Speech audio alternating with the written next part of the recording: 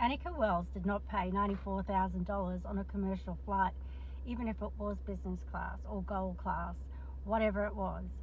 She actually paid, and it's my hunch, that she paid for a private jet to fly her from Australia to the United States. That's why it cost $94,000. Because I reckon the $4,000 that was left over was put towards the person who is chartering the flight for his accommodation and his food. That's why it's an odd number. Just my thoughts. And that's why you have Chalmers and Albanese not giving a hoot about what the Australian people think. They don't care what you think, because we are based on a constitution that's all about corporations, not about the people. I guess the problem here with this flight was that the plan was that the Minister was going to go on your plane, but was caught up with the Optus 000 problem here in Australia, then had to make a last-minute booking to get to New York. You or your office would have had to approve that, is that right? Did you? Of course. So you did approve this? Of course. You thought 34 grand for a flight was okay? Well, we spoke. I didn't get all the receipts, David. What happened was I was travelling.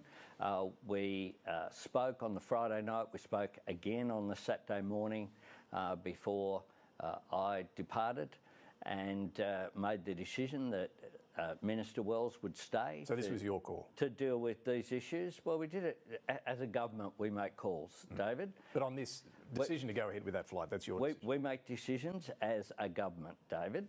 And Minister Wells stayed back, and therefore it was, I assume, you know, I don't, this will come as a shock, David, but I don't, you know, ring up and make bookings myself.